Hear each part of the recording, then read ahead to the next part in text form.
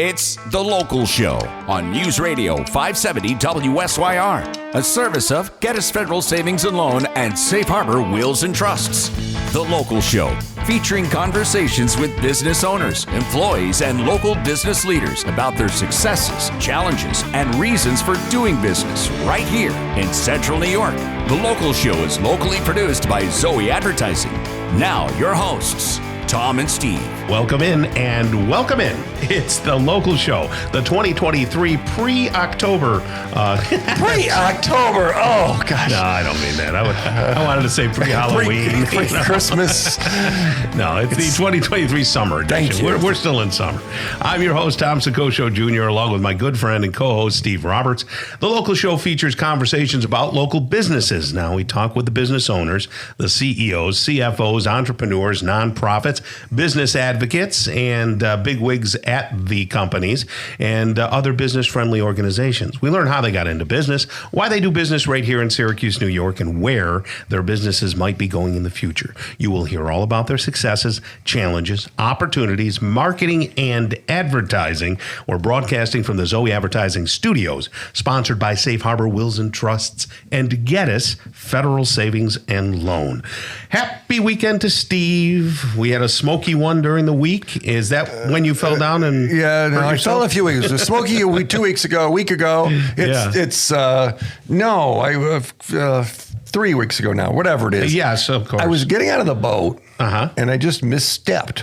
Of course. And most old people do. They do. That's what And they do. boom. And so I get up quick. My wife goes, "Are you okay?" I look at her, I go, "No."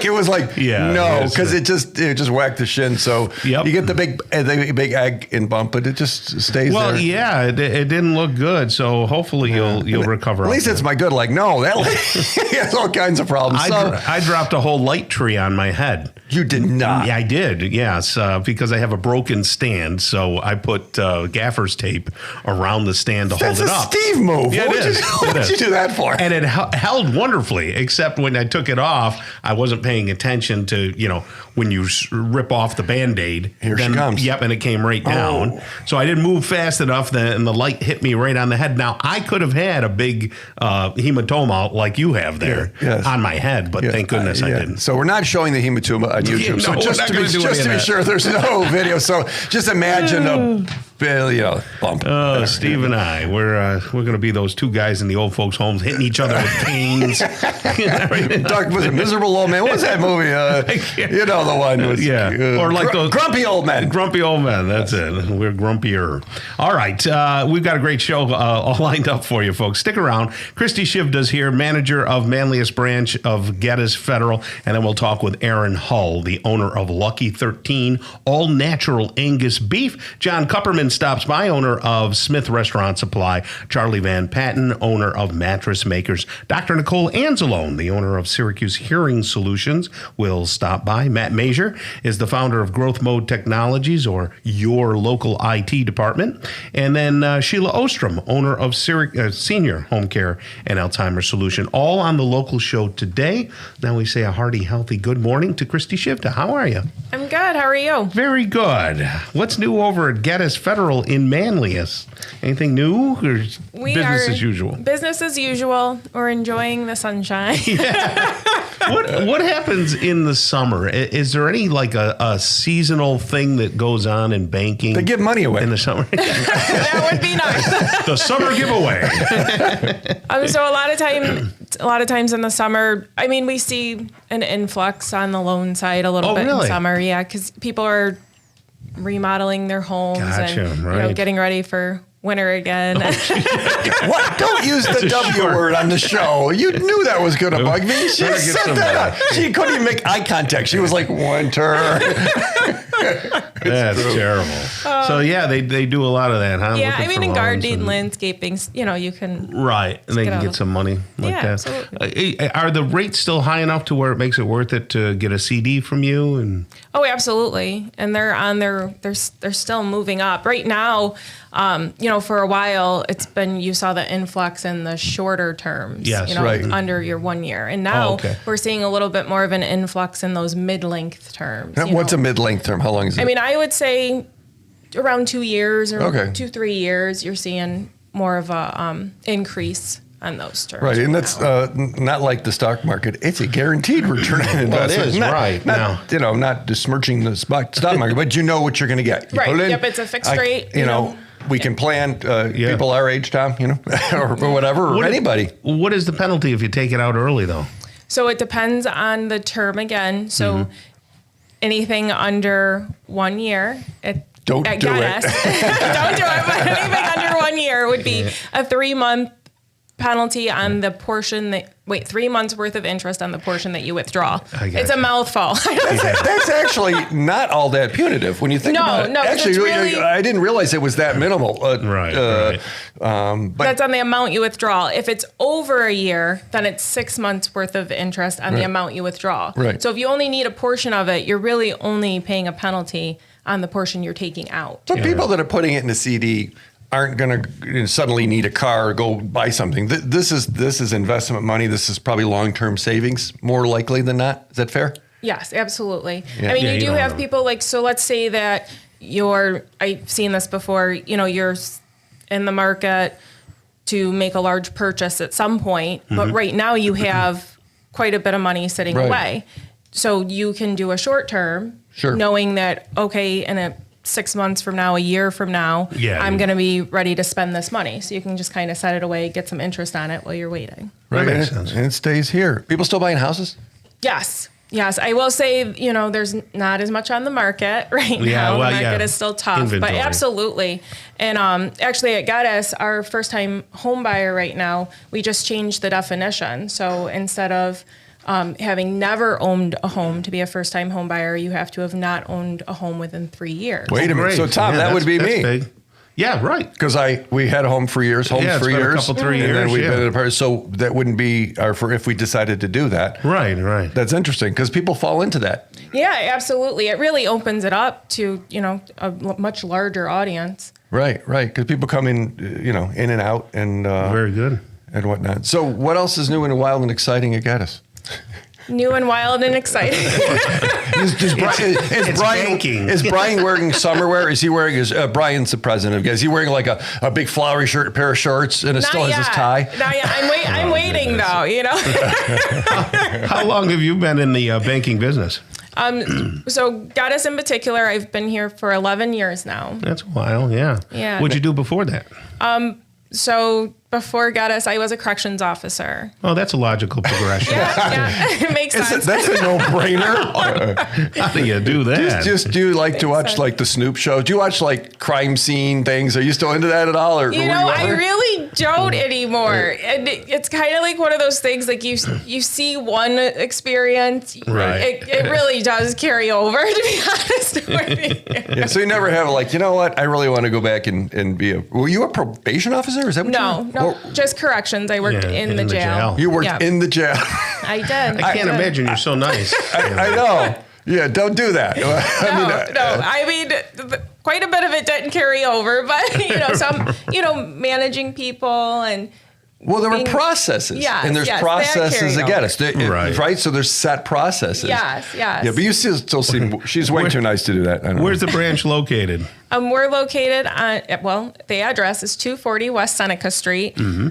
We are in Limestone Commons Plaza. Oh, that's right. Manly's out there. Yeah, I can never think of what the little thing Brian likes to say. Well, it's near the car wash and it's near the trout stream. Right, the trout stream. And is that 173, 174? What does that mean? It's technically 173. Okay, gotcha. Yeah. And then, of course, across from Westgate Reservoir, which no one's allowed to slide down in the winter anymore. Right. Yeah, if you're over in that area. Good. Well, Christy Shivda, thank you so much for being with us. We appreciate it. We'll send people your way. Thank you for having me. All right. Aaron Hull is up next, owner of Lucky 13 all-natural Angus beef.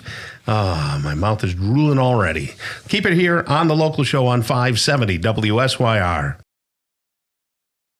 Welcome back to The Local Show, a service of Gettys Federal Savings and Loan and Safe Harbor Wills and Trusts. The Local Show, featuring conversations with business owners, employees, and local business leaders about their successes, challenges, and reasons for doing business right here in Central New York. The Local Show, locally produced by Zoey Advertising. Now, here are your hosts, Tom and Steve. We're back into it and back at it. This is the local show. Happy summer to you.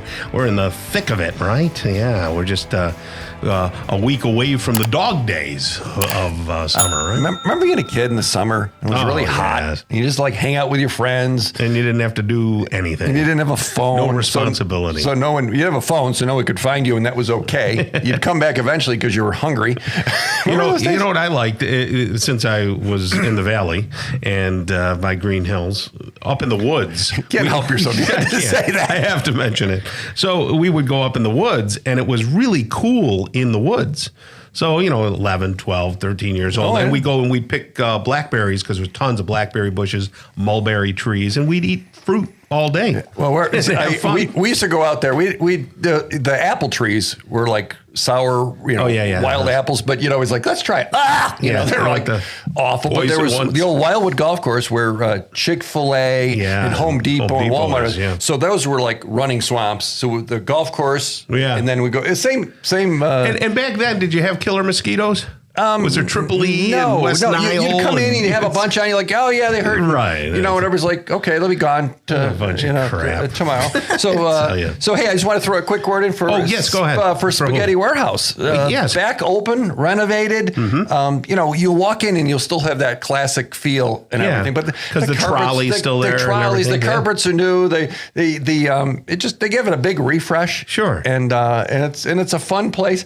What I didn't realize until recently, Syracuse's largest restaurant. So you got a big group, you got a team, you got something, you got a retirement party. It's all there. Mm-hmm. But enjoy over there at Spaghetti Roast, huh? Excellent. All right. It's our pleasure to bring on Erin Hull right now. She is Onondaga grown and owner of Lucky 13 all natural Angus beef. How are you, Erin? I am fantastic. How are you guys this morning? Good. Thanks for coming on the show with us and telling us a little bit about your business. Why don't you give us your personal background and how you got into Lucky 13 and what it's all about? Yeah, so you joke, Onondaga grown. I am Onondaga grown. I'm a fourth generation farmer in Onondaga County. Gotcha. Grew up on a dairy farm, registered Jersey cows, learned at a young age that I really didn't want to be a farmer.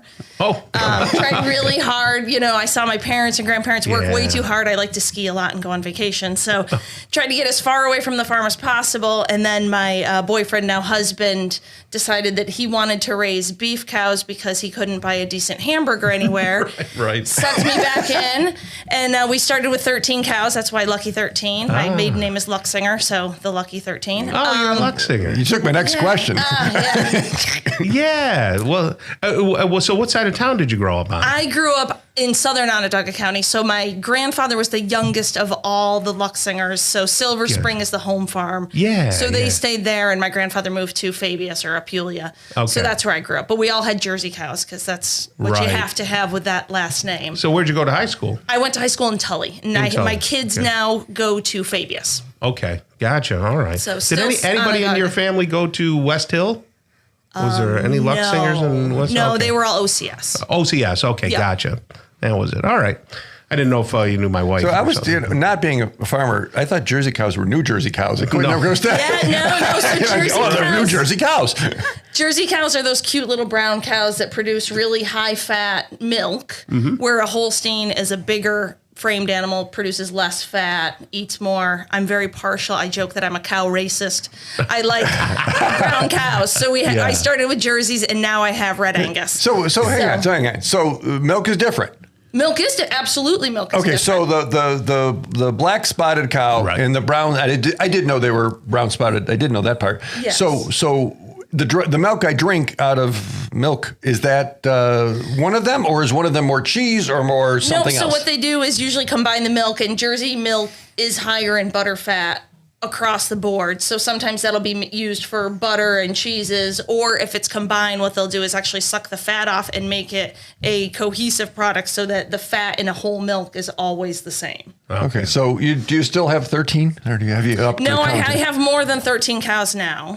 Started with Herefords. I'm not a real big fan of the Hereford cow, just for personal reasons. Okay. Decided to transfer over to Red Angus.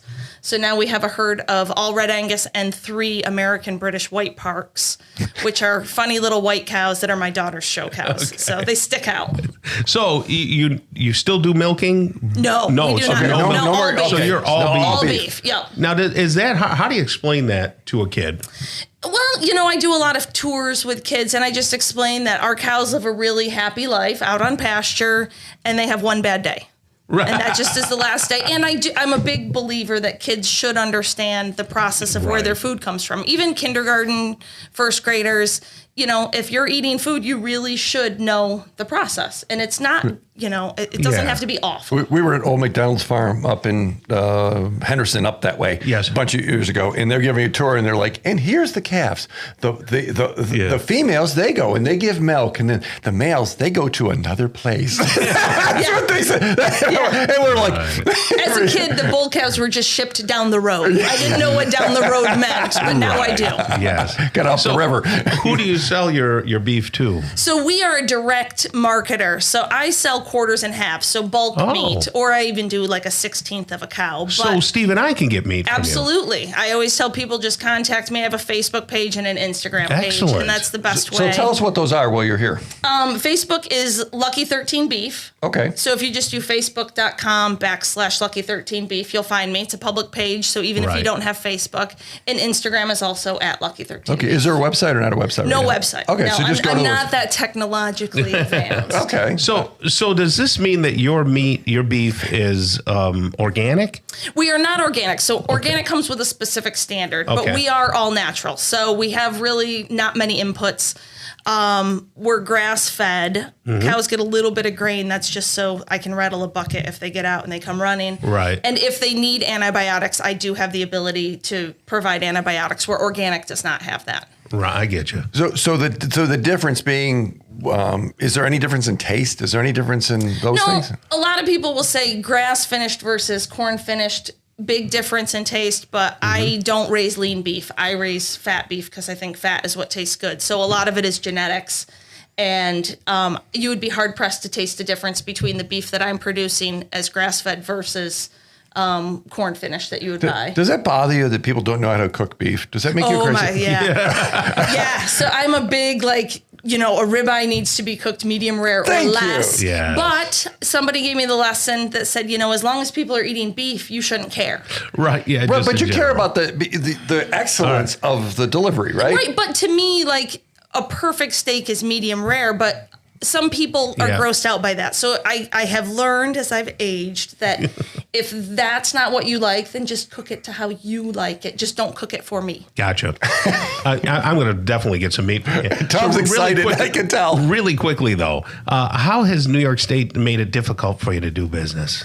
There's a lot of regulations on how I can sell, where I can sell, and there's a really lack of processors. So right now I'm hauling 60 miles to have my beef processed one way. Wow. So with a truck and trailer, that's a lot. Yeah. Do you see things going back, getting better at all? Nah, it's tough to say. I mean, and COVID made people more aware of where their food came from. Sure. So that helped my customer base. But overall, I've got awesome customers that always come back for me. We might have just got a couple more. Yeah, Tom and I look at each other. Come on down. My hamburger, like I said, it started over a hamburger. So. I should ask you really quickly, during on Farm Fest, will you have people come by the farm? No, we used to be a tour on the farm. We are no longer a tour. Yeah, because you got just like the Hudson people with the bio stuff. Yes. Biosecurity. And Gotcha. Okay, well, that's great. Hey, Aaron, thank you so much, and thank you for all the hard work you do and your family does. Thank you so much. We appreciate that. All right, coming up next, Steve, John Kupperman, owner of Smith Restaurant Supply,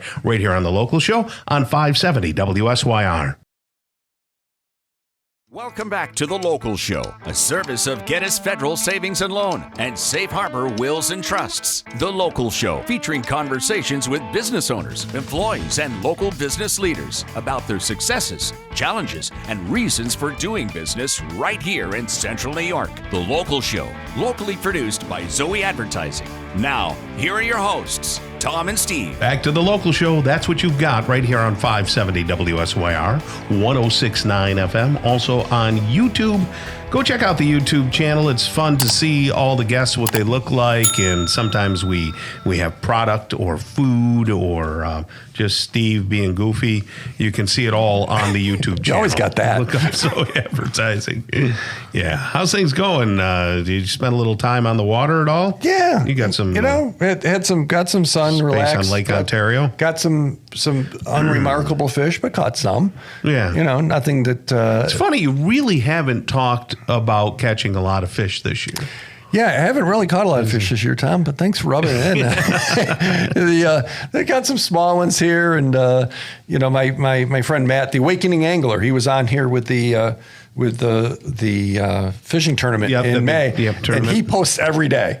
And probably 2/3 of the day he's like, yeah, they weren't biting. So that makes me feel a little better when I go one day here and there. And he knows how to fish. Oh, yeah. He knows how to fish. So does our guy there from the auction house. Oh, yeah. Yeah, absolutely. They've got it figured out for sure. What's the auction house? CNY auction. No, that's not CNY. Crossroads, silly. Crossroads auction. Tom, I'm going to ask you your wife's middle name to embarrass you. Crossroads. I'll tell you, ever since they gave me that mocha test and I only got 2 words out of 3, right. I'm like all nervous that I can't remember. Well, you're making me nervous now. I'm like, CNY Crossroads. Yeah. Now, where are we? We're on the local show. Let's get someone that can, let's introduce someone that knows what today is. What are you talking about? He's my age, too. We're all going down. Yeah. If we go down, we go down together. Yeah, it's true.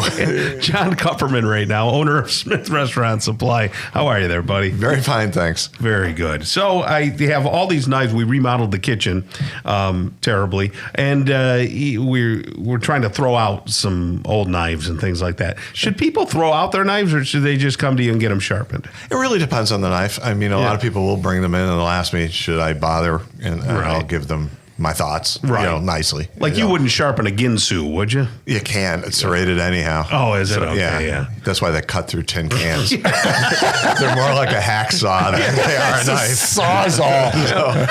You go to Lowe's to get your, you remember those ads? They cut like frozen food and everything else, and it's still sharp enough to cut through a beer can. Yeah, it's a bunch of crap. It's a bunch of crap. We have some knives that we take camping. They're not remarkable knives. Right. They're right. I think, I don't know, a pencil is sharper than these knives, but they're camping knives. But the reality, we've mentioned it before, you usually use 3-4 knives. Right. And people will come in with dozens of them. And you're like, just don't need it all. No. Like, let's thin this out. Right. Thin the herd. Which are the I say, which 4 knives do you use? And they'll go bing, bing, bing. And I was like, that's the ones. How often do people go, you know what, these knives are garbage? What would a new knife or 2 cost? Does that happen sometimes? Sometimes. I mean, a decent knife starts at, let's say, $30 and go up to $80. Right. Really awesome knives get into the $100 to $200 range. But even the ones that are $80, you bought those and they are really good. Oh, they're great knives. They're really, really good. Yeah, and they fall into the $50 to $80 category. And I got a little knife sharpener. You get it was like $20. It wasn't expensive. And I'll do that. Yeah. And I actually use that same knife sharpener on my fillet knife, which I had in my tackle box, and it worked fine. It works great. I think everyone should have a really good bread knife and a very long bread knife, right? So that you can cut through loaves very easily, because people use the wrong knife to cut bread all the time and they just tear bread apart. That's right. And there's also what's known as an offset. Instead of being the handles in line with the blade, it's kind of offset. Mm-hmm. And that's to keep your fingers from jamming down onto the cutting board when you slice. Nice. Yeah. And we sell tons of those. Okay. And what else is selling right now that people can come up? Because we had a couple of, for lack of a better term, home goods type stores go out of business, right? True. And they're not here. So Smith, of course, has been around for how long? 128 years. Is that all? That's it. You guys might make it sooner or later. Yeah, you might figure out what we're doing. Right. So you can go up to Smith and get all of these things for your kitchen and for your dining. Part of what makes Smith special is we do so many things that are kitchen related. Yeah. If you went into some of the stores that have recently gone out of business, they didn't have the breadth of the product that we do. And certainly we're unique in that we do both commercial and household. Mm-hmm. It's rare anywhere in the country to be able to walk into a store and have access to both groups of products. In case anybody's confused, they're not downtown. No, we're not downtown. I always feel like I have to mention that. Erie Boulevard East. Every day. Yeah. A couple times this still happens. Right. Across from Texas Roadhouse. We all know where that is. Texas Roadhouse, into it. That's where it is. Across from the road. That's right. People downtown. People still drink coffee in the summertime? Yes, they do. Yes. Yes, the diehards are. You can do iced coffee. Brew your coffee and put some ice cubes in. Are there certain coffees, seriously, that are like better at certain times of year with the way the bean roasts or whatever in different parts of the world? Or is it kind of not so much? No. No. There's typically the coffees. There's one crop per year, but the green beans. There's only wait. There's only one crop of coffee beans per year. Typically, yeah. Okay, I think these are like, and so sometimes you run out, and literally you have to wait until the next crop comes in. Okay, and when is coffee crop season? It depends on what side of the part of the planet. So North America or South America, sorry, it would be in the fall. Okay, which would be our, Okay. If you're below the equator, would be our fall, and north of the equator would be our spring. So I got that backwards totally. Sorry. So you remember that decline thing we were talking about a few minutes ago? So that would be the same in Africa? Yes. Okay, just because I'm just depends on where the equator comes. Yeah. Where are you going with this, Steve? It's interesting because people, there are coffee snobs in the world. Yes, and John's one of them. And when it comes to but there's certain things that are important to them. They'll pour over a certain thing. They have they'll crush the bean with a certain colored crusher. And there's all these kind of weird things. And I didn't know if it's like when I have apples in the winter, they suck. I don't like because they're not okay. So that's a wonder if coffee had. Well, the coffee, the green bean itself, after it's harvested, will keep for a year. The issue becomes once you've roasted that bean, you got to consume it within a couple weeks. Gotcha. But green beans can sit around for a while. But even a green bean, you don't want them sitting around for more than a year. And how often do you roast? Daily, 3-4 times a week, or as necessary, if more. Gotcha. For instance, when I left, we were roasting. The idea is I don't want the coffee sitting on the shelf for more than 2 days. Right. And you have stuff to make it, so you actually have appliances that make coffee. Sure. Right? Yeah. So coffee makers and brewers and pour overs and filters and everything, grinders, anything you need. Awesome. Well, let's get the crop out of that conversation. And, Tom's not a coffee snob. I love coffee though, and your coffee is wonderful. So, what else are people buying up at your place? And tell me about the customer service. Like, if somebody has a problem, they buy a can opener from you, and they say, "It's just not doing it for me, John." That becomes sometimes a little bit dicey. If it's a warranty issue, no problem. If somebody takes something home and I don't like this coffee maker, well. I can't turn around and say to the manufacturer, Yeah. But we try to get people the right thing right off the bat. Right out of the box, so we don't get a lot of returns. And I don't get a lot of returns. But so that solves the problem before it happens. Yeah. So you have actual knowledgeable people up there rather than people saying, Oh, we don't just have clerks. Yeah, that's what I mean. Yeah. I'm constantly. Heck, there's not a day that goes by that I still don't learn something. Also, right. Sure. People stump me every day, and I'll research it and figure it out. Yeah. But yes, my staff either they know what they're talking about or they know enough to ask. Okay, gotcha. That's Smith Restaurant Supply right there. They've been in business for 120-something years, right? 28. 128 years. John Kupperman, and a lot of times, John is in the store, so you can say hello to him. They recognize your voice. All right, John, thank you so much for being here and for what you do up there. So make sure that you have a great rest of the day, okay? Thank you very much. Okay. Coming up next, Charlie Van Patten, owner of Mattress Makers, right here on The Local Show on 570 WSYR. Welcome back to The Local Show, a service of Gettys Federal Savings and Loan and Safe Harbor Wills and Trusts. The Local Show, featuring conversations with business owners, employees, and local business leaders about their successes, challenges, and reasons for doing business right here in Central New York. The Local Show, locally produced by Zoey Advertising. Now, here are your hosts, Tom and Steve. We're back at it, and you are here because we are here, and we appreciate you listening to Tom and Steve right here on The Local Show. A while back, some 4 or 5 years ago, we thought, local businesses needed a little bump because so many people were going to big box stores and complaining about the box stores and things like that. And they wanted some local business. And we thought, wow, there's so much rich heritage around here. Family businesses. And you fought me kicking years. and screaming, Tom. Let's be honest. Oh, I still don't want to do it with you. Okay. Is that what it was? Okay. You were like, I don't know. I'm like, Tom, you're the radio guy. I'm just the marketing guy. What if this thing could happen? And you're like, what do we talk about? I'm like, I'm not sure. And you didn't like that answer. Well, first it was just, our Zoey clients because we're a full service advertising agency. Right. But then we expanded it and said, hey, let's talk to everybody who's a business owner, right? Yep. Whether they're a client or not. No, that's true. And it's worked out pretty good. It filled up, and then it went to the additional hour, which fills up really pretty simply and pretty easally. It's so interesting to talk to so many people that are multi-generational, Yeah, and I like it when we hear feedback. I saw Patrick a couple weeks ago from Hoffman. Oh yeah, right. And he's like, I was on the show. He said, I had 30 messages or phone calls. Isn't that incredible? The people that heard me. So and that's cool. Those are the people that he knows. I mean, and the tens of thousands that don't know him. But I was camping a few weeks ago, and I had the Hoffman Conies on the grill. That's wonderful. Yeah. Well, I actually went out and bought some too. Yeah. It's not. You're not supposed to eat for those. my diet. Yeah, it's not good for the diet. But I love it because I can't just do one. Yeah. Did you do the Red Hots or the Conies? Oh, Conies. Yeah. I'm Conies all the way. Slightly burned. Yes. Yes. Well, we have the griddle, and you can't beat it. And then you get that. I like the fresh ground mustard. Coarse ground or whatever that's called. Hey, look, someone's here, Tom. Yes.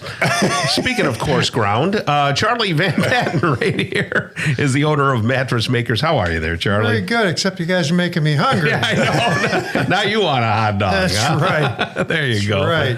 Oh, boy. MattressMakersSyracuse.com if you want to check out the website, MattressMakersSyracuse.com. You are the only mattress maker here in Syracuse, isn't that right? We're the last one standing. Yeah. You go back 100 years, there were half a dozen of us here, but we're the last man standing. What makes a mattress that you design and build better than maybe something off the shelf? Or maybe it's not. Maybe it's not. Yeah, thanks. Yeah, right. There's some marketing for you. Yeah, we have qualities that you can't compare with anybody else price-wise. In other words, there's a lot of similarities. We buy from the same sources. Mm-hmm. It's just downright confusing. And if you remember last time I was on, we talked about the fact that, there's only 4 mattresses. There's pocket coil, open coil, memory foam, and air. The bottom line is when you go to any particular one, you got so many different covers and different fillings. It's totally confusing. Yeah. Well, I don't know how people can get something from the internet and that it can be a real mattress, because I know how big our king size mattress is, right? And I was driving up the road the other day and somebody had, and I'm not going to say the brand name, but there was one of these internet mattresses on their front porch, and it was about the size of a pillow. And I thought to myself, how the heck did they vacuum pack that thing and then it expands or something when it's in the house? How does that work? Because there's nothing in it but air. Literally. It's a good markup. Yeah. Oh, absolutely. How can that last somebody with 2 people laying on it? It doesn't last. 3 to 5 years we get them back. People complain about it. One of the big pushes right now is like Tempur-Pedic memory foam. Mm-hmm. That's the hottest thing right now because there's profit in it. That's very profitable. I mean, you spend $3,000 or $4,000 on a mattress like that the store paid maybe $800, and like the manufacturer might have $400 in it, and you're paying $3,000 to $4,000. Come on, give me a break. That's nuts. But to just kind of make memory foam simple, memory foam, everybody knows, was developed by NASA for the astronauts. No, I didn't know that. Oh, really? No. Yeah. That's what they sit on when they go into space. You're not everybody. I don't hang with the NASA people anymore, My NASA connections aren't what they used to be. And the secret is they take urethane foam. Yes. And they add a particular component to it, which makes it elastic. And Tempur-Pedic started out with 4 pounds per cubic foot. Mm-hmm. Then they upgraded to 5 pounds per cubic foot. Along comes the competition and say, oh, these guys are doing business. We got to get in this field. So then they come out with a 3-pound. Then they come out with a 2-pound. They're down to 1.25 pounds. So they're going the wrong way. This is where you're paying for something you're not getting. Yeah. Right. We can provide you the 5-pound at 1/3 the price. What if someone said, you know what, I want to buy from one of these big mattress chains or a furniture store because I want these name brands that I see on TV or that I've heard of, these legacy brands, because I want to have good quality. So I don't want to buy from something made here because it probably isn't as good. What would you say to someone like that? I'd tell you that last month I wanted to change foam suppliers. There's only about 4 companies that make all the foam for upholstered furniture, motorhomes, you name it, mattresses. So I picked this one out that's close down in Pennsylvania. You know, I like close stuff so I can pick it up and save money. I don't like paying that 15% freight. So the other thing I like to do is draw from their stock because I can call them up today. Oh, the guys didn't tell me we're out of foam. I got to have a roll today. Right. And I can go pick it up. So they gave me the list of what was in stock. And I said, wait a minute. There's nothing on there that I buy. This is all cheap foam. What are you talking about? Yeah. And these people sell to the name brands that you just asked me about. Right. And so I have to special order to get what I want because, and I said, is this really true? I mean, I always wonder what they're using for quilting foam. And he said, yeah, this is what they're using. Yeah. So this is why your mattresses are not lasting very long because they're cutting the corners. Right. You're still doing the custom mattresses for the campers and the boats and all that kind of stuff? Oh, yes. Yeah, we've had a busy season for that. Good. And rabbit edge box springs, you know? Yeah. Cut out corners, V-shaped berths. And you have organic mattresses as well for people who might have allergies and things? You know, people say, well, you know, I really don't need organic. You don't buy the organic milk because it's 3 times the cost, right? Mm-hmm. Yes. When I talk about mattresses costing $3,000 and $4,000, you can get queen mattresses for $1,500 to $2,000 that are organic, or you can get up to maybe $3,000, but you don't get to $4,000 for a quality organic mattress. That's you're not going to get the outgassing. It's much better. You know, like your car. You know, when you buy a new car, and all of a sudden the windshield is just covered with this film.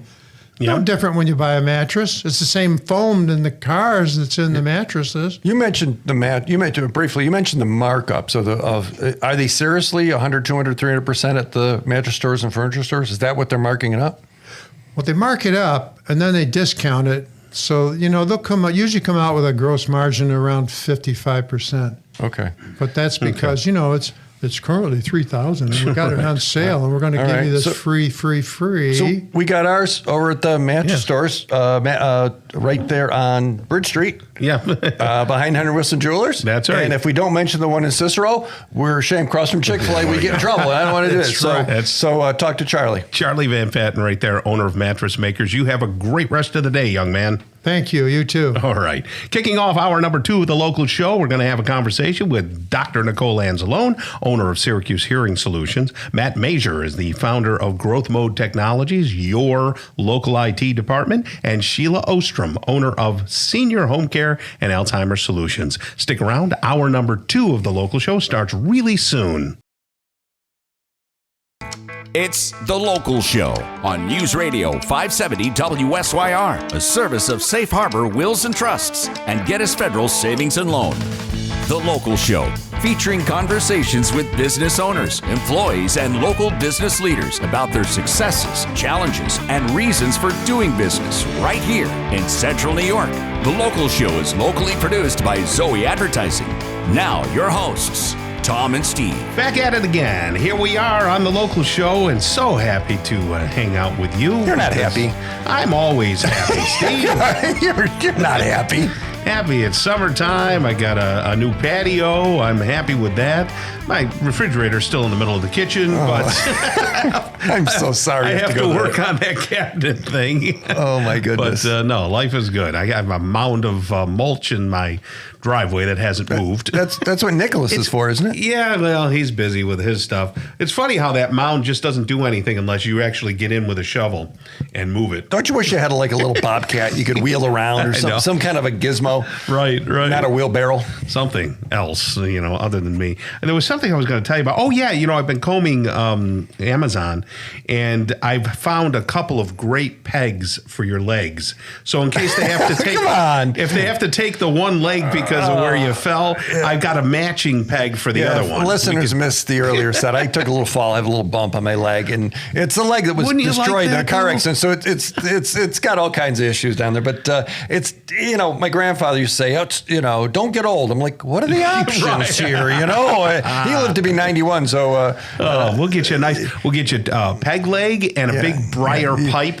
I'm going to start to talk about the adenoids that you have. So you're going to make me go there, and I know they're really not the adenoids that bother you, but I have to say it because I know it bothers you. I don't have any adenoids anymore. They took them out. They took them out.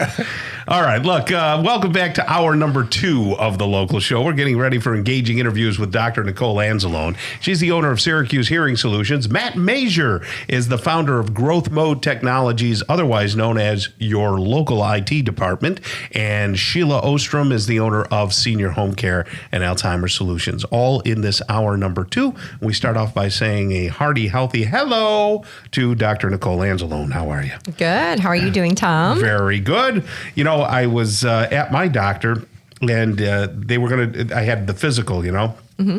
and the first thing he said was they're going to donate my body to science fiction. And that was the first thing. Then they asked if they were going to do an ear test on me.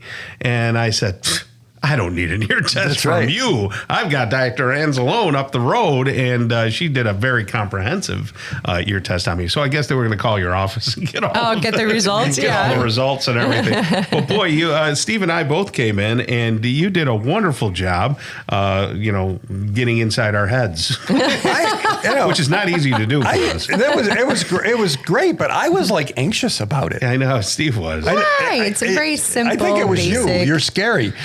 She was so gentle. Scary. I know, but it was like I don't know if I was afraid of the results, or I didn't think you were going to poke me in the ear with a needle or anything. But it was I don't know. It was something. I like the big comfy chair inside the Yeah, we make it all cozy. Room. We have Very a comfortable chair, and yes. It's as simple as just clicking a button when you hear beeps, and we do some other things too to make sure your eardrums are That's moving. what made me anxious. It was that could I focus long enough to hear the beep, Tom? I'd be like beep, and I'd be like, hey, look, a squirrel, beep, and I'd be over here somewhere.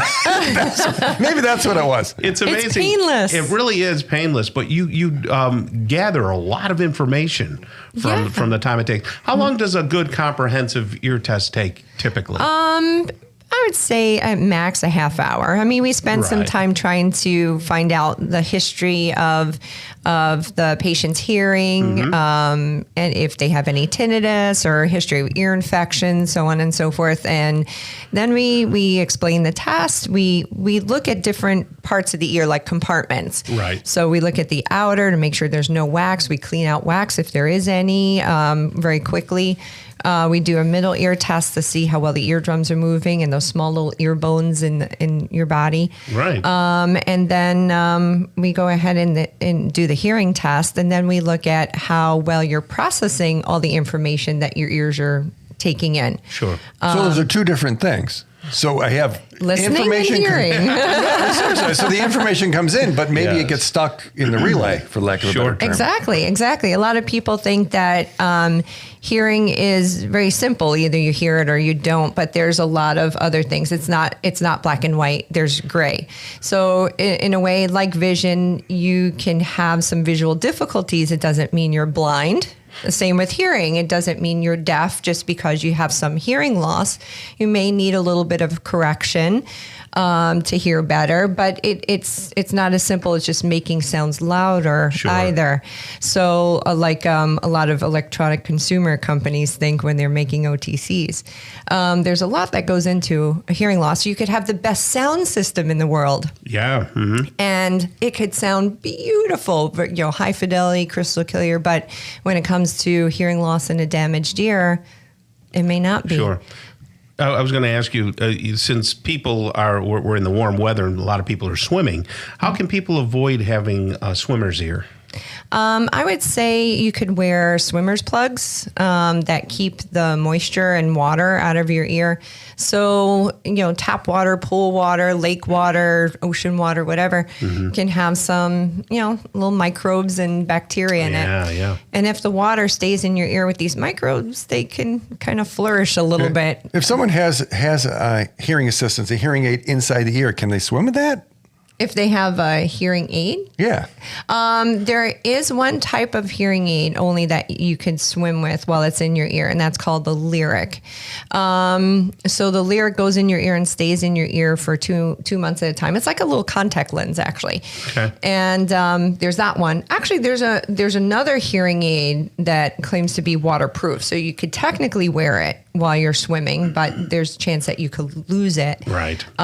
If you get splashed or if so maybe put the earplugs on, and that keeps them in. They're not going anywhere. Well, I think wouldn't you take your you could aid out? Yeah, you could take the aid out, except the lyric stays in there. The lyric would so stay that in. you could actually wear earplugs over it to cover it up if you wanted to. So we have a list of questions here from listeners, so I'm going to ask these questions. Rapid fire, Tom. Tom probably didn't see these. No. First question, why is earwax bitter?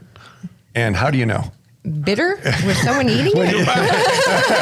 Tom, I don't think it's on the menu. As a kid, we've all tasted earwax. Let's be honest. I've never tasted it. Did you come up with these questions? This is listeners. There's a couple more. Steve is bizarre. There's a couple me here more. Here's another one. Did I get an answer to that? There's no answer. Well, earwax is made of protein. So there are glands in your ear that makes this waxy protein. Yummy. See? Yeah. Okay. And do people with large ears hear better? Not necessarily. No. Oh, goodness. So a lot of that is genetics of the characteristics of our ears, I guess. But also over time, as we age, a lot of people say, my ear's getting bigger as I get older. Well, the cartilage in your ear starts to deteriorate a little bit. So your ears can technically my get grandma's longer. ears were like on the ground. These things got Okay, last quick question. Could you make a candle and it would burn out of earwax? The earwax itself doesn't burn. Okay. But if you put a wick in it, the wick will burn. But it would melt like a candle? Is it wax? It would melt. It would. That's disgusting, but now we've got answers, Let me jump on I've tried it myself, but it probably would, yeah. Let me jump on the goofy bandwagon. We have a lot of rabbits in our backyard. Can rabbits hear any better than humans? Yeah, they have a great range of hearing. The frequency of hearing is great. And it's interesting. Their ears are different than ours in how they hear. So they could turn their ears to direct them in different directions so they could hear better from all around. My grandma could do that. Owls have really interesting hearing. I love owls' hearing. They could hear from miles away. Good golly. Well, that's Dr. Nicole Anzalone, filled with wonderful information all the time. She's the owner of Syracuse Hearing Solutions. Her and her team will take care of your hearing. Thank you so much for being here. Oh, you're welcome. Thank you. Have a great rest of the day, okay? Thanks, you too. Coming up next, we're going to talk with Matt Major. He's the founder of Growth Mode Technologies, your local IT department. We're going to have a great conversation with him coming up on the local show on 570 WSYR. Welcome back to The Local Show, a service of Safe Harbor Wills and Trusts and Geddes Federal Savings and Loan. The Local Show, featuring conversations with business owners, employees, and local business leaders about their successes, challenges, and reasons for doing business right here in Central New York. The Local Show, locally produced by Zoey Advertising. Now, here are your hosts, Tom and Steve. We're back again, and that means you are too. Thank you for joining us. It's the Tom and Steve Variety Hour here on 570. Where are we, Tom? The local show. Know, they were talking about getting rid of AM radio. Did you hear that? Yes, they were in the cars, in the vehicles, and yeah, they're like, well, nobody listens to AM, and right. There was kind of debate over that. It ended up where they're keeping it in a lot of the manufactured vehicles still, and the amplitude modulation was just an easier signal for people to communicate on. And did you ever listen to faraway cities when you were a kid on the radio at night? All the time. When I was doing radio, when I started in the early 80s, I was out in Utica, and I had to come back from Utica to drive to the Valley. Okay, so it was an hour, 5 minutes. Or during whatever. The day or at night? At night, because I worked late night, when you're first starting. Right, and listeners may or may not know, AM signal at night, it bounces or something, right? You get it, it's called getting it on skip. Yeah, that's right. And so you get it on skip. So I would listen to both 700 WLW out in Columbus, I think that was. It's somewhere in Ohio. The big one, they call it the I was waiting one. for you to say WLS out of Chicago. No, I didn't get WLS, but I also got WABC in New York. And there was a guy on the overnight. He did a show called the Record Pig. And it was, I can't remember his name now. Oh, Big J. Okay. Big J Sorensen. Isn't that funny? I remember his name, out of New York City. And it came in so crystal clear. You couldn't believe it, how clear it was. And then in the day, I couldn't get it at all. But at night, it bounces off the ionosphere. Yeah, I used to love to listen to things. And I had mentioned before, I had a shortwave. Yes. And would listen to different places and different things. And you could pick up South Africa like he was like it was in the front yard. Oh gosh. It was, and they spoke English. So you weren't, you would hear a lot of other languages that I didn't understand. Kind of still don't.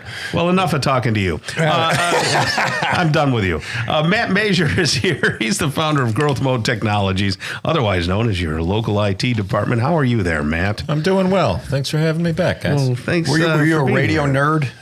I'm just a nerd in general. Yeah, pretty much. Did you also have what do they call crystal radios? I never had any crystal radios. We used to get into CB radios. Yeah, of course, CBs. CB. Dad had one, and Tom, you know how you remember things? Yes. My dad had one, and my mom had one. He would call on the way home from work, and it was KPQ 7524. That was the number. That's great. You had to call out. Now, Matt, I worked at Radio Shack, through my early years, and I imagine we're close in age. I'm probably a little older, but back then we used to do. Of course, it was Tris-DOS. It wasn't even DOS at that point. So Radio Shack had Tris-DOS. And the way we used to do our report at the end of the night to get the information in the computer was on cassette tape. How does that work? Why did they do it that way? If anybody still remembers disc was the same principle as magnetic media.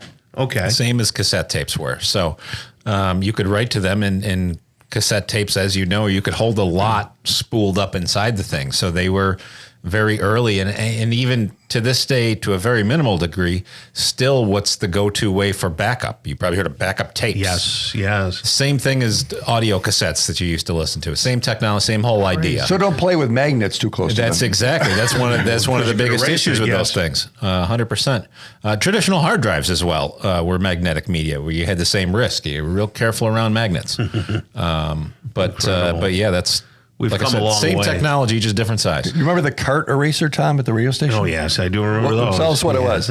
Well, it was a big electromagnet. Yeah. Right. And you would run the tape over it, and then, of course, that would link the tape. And cart looked like an 8-track tape, but it's what all the commercials ran on. Yeah. You would pop it in. And of course, you'd get a disgruntled part-timer sometimes, and then you'd go in to play the commercials, and there would be no commercials. They did on purpose? They do it on purpose. Wow. Sure. People get angry. But anyway... So, as things evolved, what was Tris-DOS? Explain that evolution from Tris-DOS to DOS, and then what we have now. Well, everybody had their own flavor of DOS, right? Microsoft had MS-DOS. That's the one people are most familiar with, but just MS stands for Microsoft. So, Gotcha. The Radio Shack version, Radio Shack was Tandy DOS. Gotcha. That's kind of what they're, and there's a bunch of other flavor. IBM had their own for a while.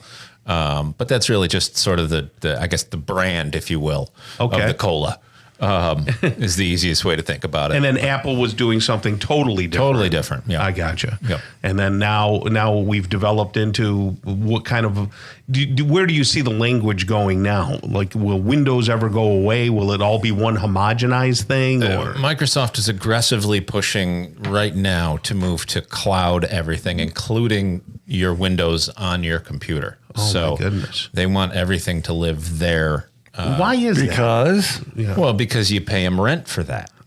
That's a monthly recurring revenue for all of these things that they're offering. And in many cases, like Office, a lot of the business offerings that they give you, even cloud, paying even paying the monthly fee is more cost effective than it was when we used to buy a full version of Office every year that it came out. So they sort of have an argument for it, but they've made it that way. So they get that. Should we be afraid of that as companies and as individuals? I mean, there's pros and cons, right? A little bit. You know, it does feel good to have that control in your hands. Also, you have that vulnerability, though. It's not like, Tom, it's not like big businesses in cahoots with the government or anything. Yeah. What could happen? Sorry. Exactly. Did I say that? Let's back up for a couple of seconds. So, Matt, what is your background? How did you become your local IT department? Oh, I've been in the IT field for close to 30 years now, as much as I hate to look back and realize that. But it started in a local computer shop. We used to build computers back before even the internet in the late 90s had really taken hold, and people needed to buy something locally. There also wasn't all these Dells and some of these others. You had a few national brands, but for the most part, people bought a PC from a local PC shop that was custom built, and that's how I got my start as a teenager. And from there, I had a wide career of sort of freelance, one-man show businesses and some various positions that I've held in different places in between. So, did you go to college for computer science? Is that what? Yeah, I did. But what was interestingly enough, I went to Herkimer Community College, and I did that as part of my senior year of high school. I started college, and I was already sort of working in the field. Yeah. So it was, we'd have some, computer repair labs and things, and we'd sit there and I just want to fill out the paper because I knew exactly what was going to happen. And I have lab mates that like, well, we actually want to try it. Like we want to see. Like, oh yeah, I guess most people don't have this experience at this point yet. But. So you were in high school doing computer stuff at a college level. Right? Yeah, absolutely. Tom, they didn't invite. Did they invite you to any college classes in high school? Well, actually, they did. Oh, geez. I took 2 AP Next classes. topic. Yes. Okay. Sorry. I just want to get out of high school before I. Okay, right. That's fine. So you were right from you're on the ground. So what was your first computer? What did you do? What did you have? It was a Tandy 1000. Hey, all right, from Radio Shack. Yes, and I actually have. It's not that exact one, but I have an identical one in my office today of that same model. Okay, and now you fix everything. I try to fix everything. Sure. My team and I should say, fix everything. That's the one advantage. It's the reason I went from being kind of a one-man show for so long to actually creating a business that was designed to build a big team and have a wide variety of resources to draw from. So it's not just me, even though I'm very good at a wide variety of things. I now have a group of people who are incredible at even more things. So, isn't it just like with cars? Has hardware become more homogenized? So instead of replacing individual components, you're replacing a whole motherboard. That's sort of the way they want it. It has become a little more, I guess, disposable, so to speak. Yeah. It's like a big lighter. The biggest thing is it's not. We used to do a lot of repairs, fixing all these little things in people's computers. Right. Now it's not so much that, but it's the data. That's what's really important. That's what people are willing to pay for, is to make sure you save or recover my data more than anything else. Yeah. Why are you looking at me? Okay. Nobody's looking at you. Nobody's really looking at you. All right. That's Matt Major right there. He's the founder of Growth Mode Technologies, otherwise known as your local IT department. We're going to get more into the name and more about what Matt's services are. So stick around. We're going to hold you over. Is that okay? Sounds good to me. All right. And Steve, you can just go to the lavatory. Something like that. Stick around right here on the local show on 570 WSYR. Welcome back to The Local Show, a service of Safe Harbor Wills and Trusts and Geddes Federal Savings and Loan. The Local Show, featuring conversations with business owners, employees, and local business leaders about their successes, challenges, and reasons for doing business right here in Central New York. The Local Show, locally produced by Zoey Advertising. Now, here are your hosts, Tom and Steve. We're back into it. Great talk radio right here with Tom and Steve on The Local Show. Tell me a little bit about Safe Harbor Wills and Trusts. I know they had a couple of workshops not too long ago. Yeah, and they were helping a lot of people. And what you're hearing now, you heard it a few weeks ago on the news, is that trusts don't work. Trusts can't protect your home and life family savings. Well, if you're a gazillionaire and you have certain kind of tax trusts, that's what it applied to. Gotcha. The trust at Safe Harbor will protect your home and life savings from long-term care. So you're able to save your house and everything. It's very different. So people are like, oh no, trusts don't work. Well, if you use the one at Safe Harbor, it does work. And that's what they do. And they do it every day. They do it every week. The case managers over there are great answering questions. And if you haven't done it, you need to do it. Protect your home and life savings.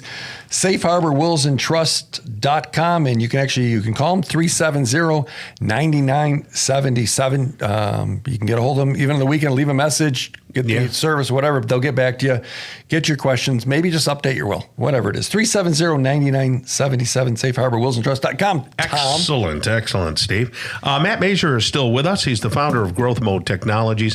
When I first met you, Matt, you had the name Growth Mode Technologies, but now I see you have a shirt and a hat, and you're sporting your local IT department. What happened? Yeah, well, I love merch, so it's I always cover myself in those things.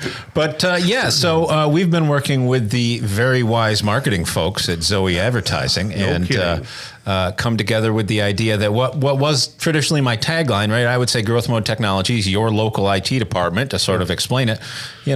Steve said, well, why don't you lead with that? And that makes a lot of sense to me. So we've got an awesome new logo, and we've sort of rebranded a little bit. The company is always Growth Mode Technologies, LLC. That's still the legal name. But our brand name, the name we're going out to the world with, is your local IT department. It's wonderful. Because sometimes Growth Mode Technologies could have been anything. Literally anything. Could have been a cannabis shop. Right. It could be fertilizer. Sure. And I didn't say that your business No. So let's break it down so that people really understand what your IT department is. IT standing for information technology. Exactly. But that has grown to mean so many different things in this day and age. Ridiculous amount of things. Yes.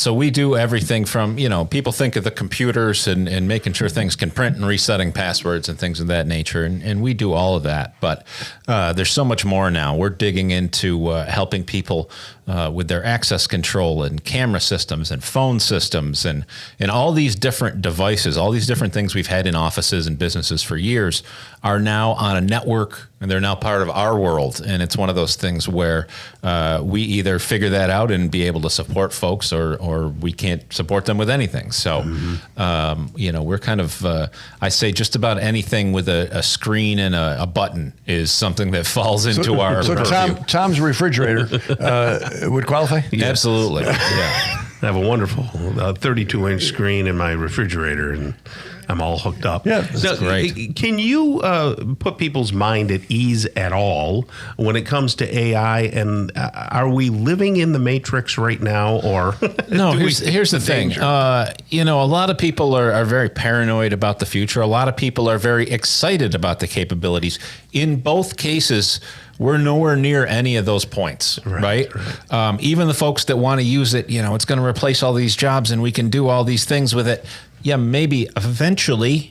Certainly not today. Right. Today, AI is really great at writing letters for you. I mean, legitimately. Recently, I was looking, let's take a look at some of these AI plugins and maybe something that can help me manage my email and be a little more efficient. So I look at these, and this one says, here's what it does. Give us the gist of what you want it to say to reply to an email, and it'll write a whole email. And as I'm doing that, I'm realizing the gist, that one sentence, is all that email needs to be. So it's going to take the key details, it's all you care about, and it's going to turn it into a novel. How does that help anybody? Right. You know what I mean? Well, that's true. It's very well written and it sounds very nice, but in many cases you just want to say, yes, the deal is done and end of story. You know what I mean? But I wasn't taking college classes in high school like you guys.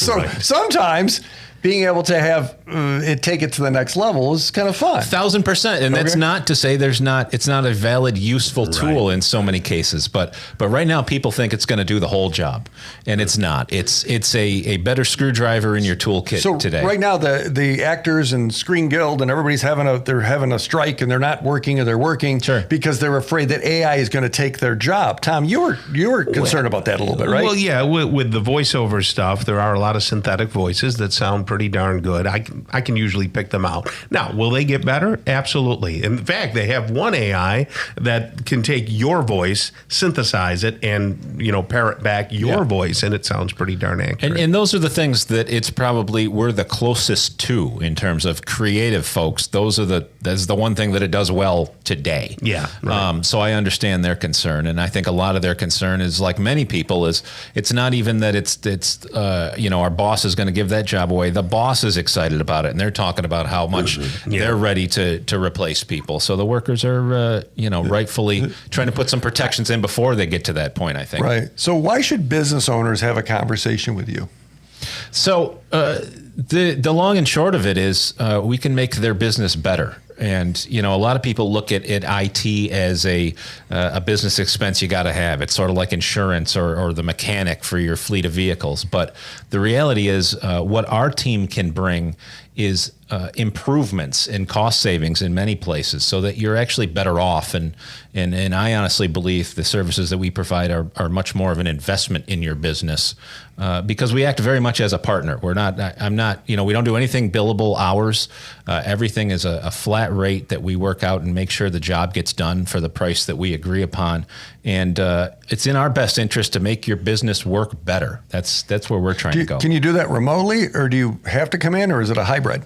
A little of both, right? So what I believe helps set us apart from many others is we really like to send humans to your location, where most folks in our business these days want to do everything completely remote.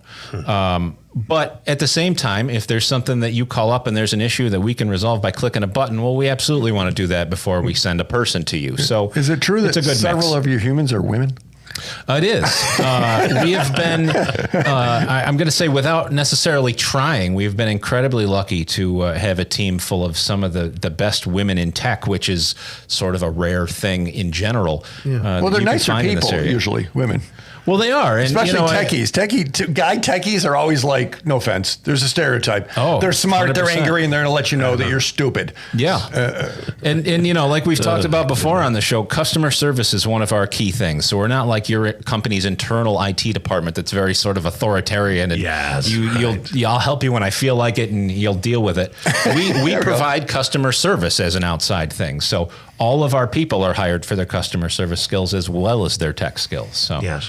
And is it just a rumor that you put chips in people's heads? And that is just a rumor. Okay, yeah, you're not supposed to say that on the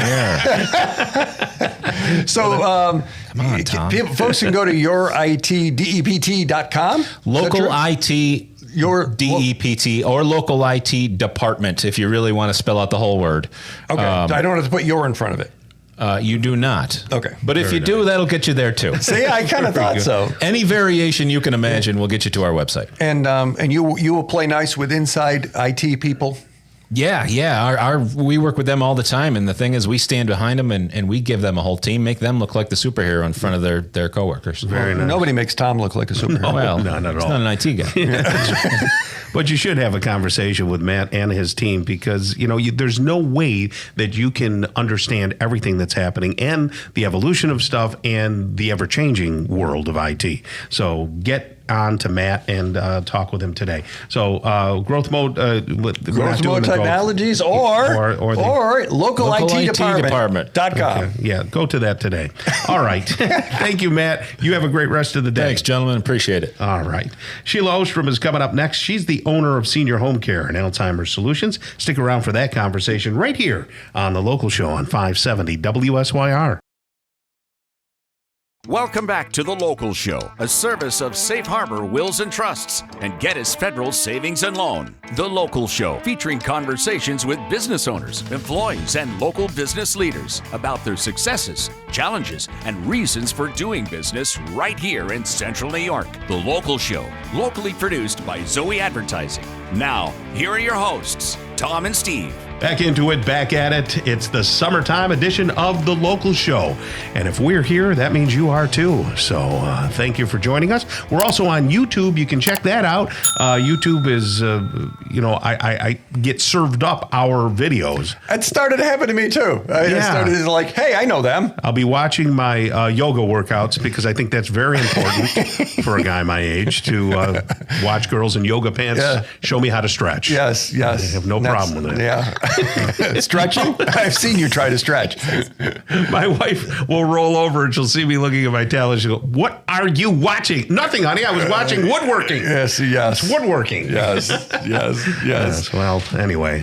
No, we have a lot of great listeners, Tom. Yes, and some of them are enjoying the YouTube channel. Yes, so enjoy that YouTube channel. So go for it. And I'll put out the commercial. Again, Steve at ZoeyAdvertising.com. Send an email if you have a business or maybe have an idea or feedback. We'd love to hear from you.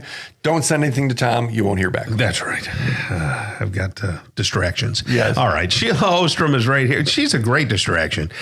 She's the owner of CEO Care and Alzheimer's Solutions. How are you, young lady? I am very good. Very excited. Good. This is when we ask what she's excited about. That was a setup. I can feel it. I'm very excited. I had questions for her, but go ahead. What are you excited about? Oh, I'm very excited. So, as you know, my whole life, I've been very passionate about dementia and those types of things. And we are going to be hosting a conference called Living with Dementia for all of upstate New York on October 24th. Gotcha. So I am just thrilled that we're going to be able to bring this to the community. And no, I'm not making any money on this. Okay. Someone said, well, you're doing it to make money. I said, no. I'm hoping to break even and cover my costs because I'm a good chunk in already just making the reservations. Where's it going to be? So it is, I'm so excited. I mean, I can tell. So we sat down, a bunch of us. I had kind of a committee of us that are planning this. And we sat down and we said, okay, let's come up with the topics that we think people are going to be most concerned about. Interested in. Yep. Sure. And what people, right? So this will be anybody who works with someone with dementia, any kind of dementia, whether they're professional or private caregivers or family members. It's going to really help them. And one of the biggest things that we hear is, I get these calls every day. I don't know where to go. Where do I go? Where do I find this information? Because you would think that it's easy to find information on what day programs are or what community resources are out there. Can I have someone come to my home? Can I live somewhere? Can I put my person somewhere? And sometimes people don't know what to ask. And they don't know what to ask. Right. You are absolutely right. So we sat down and we came up with 67 topics. Wow. And 67 topics in one whole day. Yeah, we're not going to cover all of them, but we kind of went through and picked the things we thought would be best. And the big thing about this conference, Living with Dementia, is that we were very thoughtful about who we're going to ask to be a vendor there and who we're going to ask to speak there. Okay. Because it's not just a vendor show, when everybody comes. There's not just booths. There's not just random booths. Gotcha. Did you say where it is yet? Oh, it's going to be at the Embassy. I was waiting for that. It's going to be at the Embassy Suites across from Destiny. Oh, that's a wonderful place. Wonderful place. Yeah. Well, it's just so convenient for people to come from the north, the southeast, and the west. Absolutely. So that's why we're doing it there. So now we know where it is. Yes. And so we really have a big focus on community resources. Where are the day programs? Where are these? And the vendors that will be there are only going to be vendors that specifically have help for people who are living with dementia and their families. We're also bringing in legal information. There is so many legalities that people don't realize, and it comes up with dementia. It sneaks up on you, and then, oh my God, mom won't let you pay the bills, and it's too late and you have to wait it's very hard to go down that process. So trying to give some people some education. We're going to talk about new medications with a geriatric pharmacist. We are going to talk about different trials going on. We are going to, a big part of what we're going to do is do skills. How can I do a better job working with my loved one who has dementia? Difficult behaviors. How are we going to work through difficult behaviors and touch on those and give people skills they can walk away with, which ties in with some of our TIPA snow training. But it won't just be us. We're bringing in a lot of different people. Does it cost money? It will have a very small cost. Just for people to get in the door. The vendors, obviously, we're hoping will fund the majority of our sponsors will fund the majority of the conference. And there'll be a small fee for people to come in. And we haven't set that yet, but it'll be under $40. Will you be making your spinach puffs for people? I will not be. The lovely people at the Embassy Suites will be making all of those wonderful foods. So is this just for professionals? Is this for people that have a spouse that maybe has some dementia? Or is this who gets to come to this? Anybody's lives who are touched by dementia. Yeah, that's something else. Okay. So, caregivers caring for their mom or their dad or their aunt, caregivers who work in a professional setting, anybody, or if you have a friend, how can I better support this friend?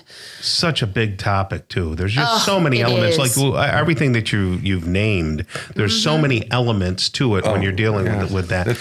Can I ask you a quick question? What's a MOCA test? Like have you ever heard of that? Yeah, a mini MOCA is a test that your doctor should be doing every year. He wants me to do one. Yep. No, it's good to have a baseline. And, that's just something to keep track of. And they should be doing them. Should I be worried? No, not yet. Should I be worried that I can't remember when the test is? I can't remember. I don't always remember the 3 words I have to remember on the mini MOCA because my mind goes 100 miles an hour. Yes. I thought mini MOCA was like a $7 drink at Starbucks. No. Well, maybe it is. He did a quick one on me, and that was the 3 words, and I remembered 2 of the words. Yep. Because he distracted me with other things. That's the point.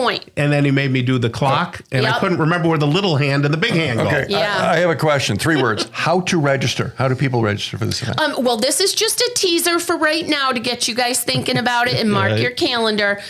We will be putting all that information out soon, and we are looking at either having a separate webpage, but right now we're just giving you a little teaser. Okay, so Syracuse Senior is your company site. Yep. Okay. SyracuseSenior.com. We'll have the information there. Okay, and 469-1000 if someone wants to talk about it or get ahead of the curve. Absolutely. That's what it sounds like. Now, you don't just work with people with dementia, we work in your daily routines. Yep, we work with just regular seniors too. Right. And, our support group on Tuesday, we actually polled our support group people when we were doing this thought process of what we're including in the conference. Okay. And they had great ideas, and we incorporated a bunch of those ideas too. Excellent. So, wonderful. Well, thank you so much, Sheila, for all you do. You have a great rest of the day. Okay? Thanks so much. I could talk forever, I know you could. I have so much more to say on this topic. She's so shy. More to come. More to come next time. You got it. Well, we're going to wrap up the show for right now and let Steve go off to do whatever he does. And I'll do it just dandy.